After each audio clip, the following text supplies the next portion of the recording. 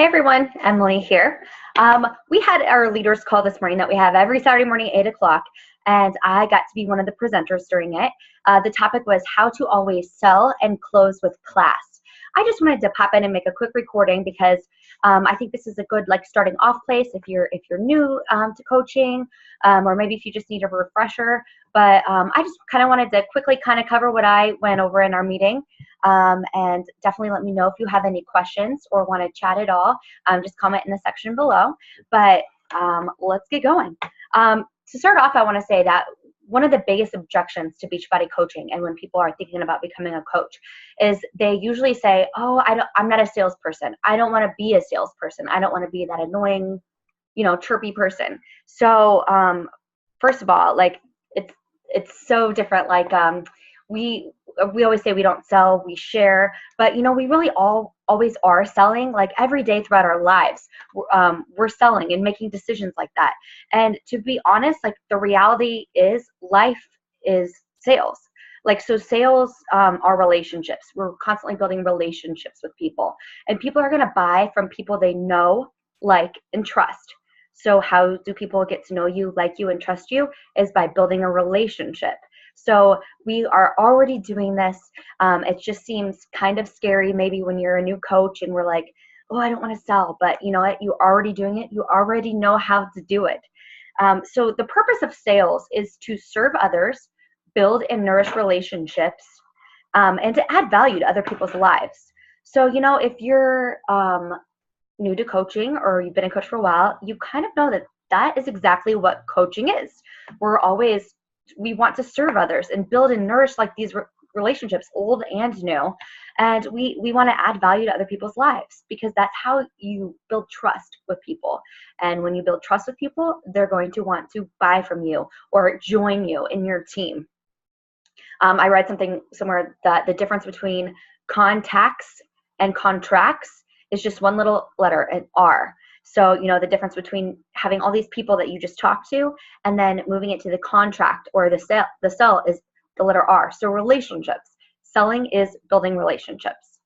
At Summit this year, if you don't know what Summit is, it's our annual Beachbody coaching event, and it's amazing. It's in June in Indianapolis next year. So if you have not thought about it, you need to come. But we got to listen to the amazing Chalene Johnson, and she's a social marketing guru. And one thing that she said that really stuck out to me was, don't tell them you're going to sell them. So what does that mean? It means don't post a picture of you holding the bag of Shakeology and be like, "Oh, this is the best thing ever," because people are going to go, she wants me to buy this. She's just trying to sell something. Or don't post a stock photo from Beachbody about the All Access On Demand Challenge Pack. People are just going to scroll right by because they see that everywhere out there. We're leaning towards this thing of curiosity marketing where we want people to ask, what are they doing? You don't want to put it all out there for them. And that's something that we've had a lot of training on in our team, and it's a really awesome topic. If you don't know a lot about it, definitely something to look into. But with curiosity marketing, we're always technically selling, but with a twist. People don't necessarily know that's what we're doing. So how are we doing this as coaches? Through social media, whether Facebook or Instagram, whichever one is your favorite platform, you're going to be posting on there and building an audience and building trust and building relationships by sharing. So a few ways as coaches that we can successfully sell is by being proof that the product works, and also by doing our vital behaviors. So what does that mean? Well, sweaty selfies. Maybe a year or two ago, the thing would be to be, "Oh, I finished my workout and here's the copy of T25, hit me up." But now it's really changing, and while it's fine to post daily sweaty selfies on your Instagram stories or Facebook stories or maybe Snapchat, that's something you don't want to have the same pose every single morning. "I just finished my workout." People are gonna be like, "All right, this happens every single day. Show me something new," and keep on scrolling. So, we can post, build curiosity. So post a picture maybe of you doing a push-up and then just finish my speed and agility workout, or just something where you don't flat out give them the program that you're doing and change it up. Don't do the same thing every single day. So sweaty selfies. Our Shakeology, you know, we drink this every single day. It's a life changer. It's a game changer. So important. But if you're going to post you holding your shake the same way every single day, then that's going to get old and people are going to scroll right by. So there are so many creative ways to take pictures of your shake where you just make it look beautiful, or maybe you make it into a bowl and you have tons of fruit, or even it doesn't even have to be just on the shakes. It can be like clean eating, like a beautiful salad, or here's a clean eating dressing recipe. Just build intrigue and curiosity. And like Jamie said, like you want them to want to jump into that picture, take a sip of the shake, or take a bite of like the delicious, like healthy recipe that you have. Make them like be like, I want that. I have to know more. So sharing your shake or your foods creatively is a different way. Also, groups, guys, challenge groups, accountability groups, support groups, whatever you want to call them, it is what we are constantly running. You know, whether it's a 7-day free group or a 21-day or 28-day fitness challenge, we can post different ways to like build intrigue around that. Like say there was a great success of one of your challengers in your group. So you share like, Susie just got into her pregnancy jeans and she's so excited. Like she said she couldn't have done it without the help and accountability from our group. Or if say you did wacky workout Wednesday outfit in your group and have everyone submit pictures and then post on your public page that, hey, we had a wacky Wednesday today in group, which outfits do you like better? People are going to be like, I want to be a part of that. Like, what is that? That looks so fun. So while we're posting about groups and everything, we can also be inviting. So always think about ways that you can be inviting and encouraging others to join you. Recognition is one of our vital behaviors. So if you have a coach that goes emerald, or you have a coach that is a success starter, post about it. You know, blow them up. First of all, like everyone loves to be rewarded. Everyone loves a little recognition. So it'll make them feel good, but also others are going to be like, what is that? Like, I think that's something maybe I'm interested in. Or, you know, it's always kind of the nerve-wracking taboo post, but like an income post to like show your progression of income since you've become a Beachbody coach. And people that are sitting there at their 8-to-5 desk job, they're going to be like, oh my gosh, I want that. I want that life. Like I'm drowning in debt. I'm so unhappy. I want to know more about this coaching opportunity. So, you know, by posting about recognition and stuff, we're also kind of selling the coaching opportunity, which in reality, we want everyone to join us. It's an amazing opportunity. We want everyone to be part of our team. So we can constantly be inviting throughout our Facebook posts.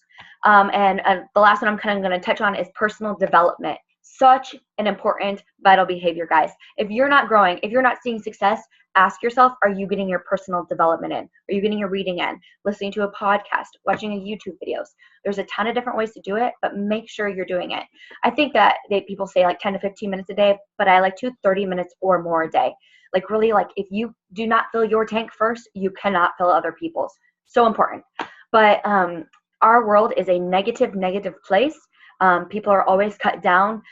So if you can be spreading like your gratitude, that like, hey, do my gratitude list this morning, or your positivity, or the fact that you want to change lives by encouraging and supporting others. Like if you're posting about how you've changed your life because of, you know, this book I read or this podcast, people are going to be like, I need that change. Like I'm in such a bad place in my life. I want that change. People are going to be curious and ask about it. So all of these things, the sweaty selfies, the shakes, the clean eating pictures, posting about your groups, recognition, and personal development, all of these things are going to lead to messages. It's going to move people to your inbox. People are going to be curious about what you're doing. They reach out to you, or like, you know, by inviting you reach out to them. But anyways, once you get into the inbox is when it really gets deep and personal, and we're really working on selling and closing with class. So while you're posting publicly on social media, you want to be interesting. You want others to be curious and want them to join you. Well, once you get into that inbox, and once it's you and that other person, and whether it be in the inbox or on a phone call or text message or a Zoom call, you want to make sure that you are being interested in them and that it is all about them. You know, we want to serve others. We want to find out what they are needing. So the person who asks the questions is who's controlling the conversation. So we want to be controlling these conversations. We want to steer where they lead. where they go. But so you should be doing the talking and asking 20% of the time, which means 80% of the time we should be listening to them and really soaking in like what they need. So in the first place, like, why do people buy things? People buy things to solve a problem. So once we get into that personal one-on-one conversation with someone, we want to find out if their problem is weight, or their health and nutrition, or they are so unhappy with their job they want something else, they're searching for something else, whether they need a community of strong women and men and coaches, or if they're struggling with self-confidence and their outlook on life. Whatever their problem is, it is our job to figure out what that is. And the sooner we can pinpoint their problem, the sooner we can close.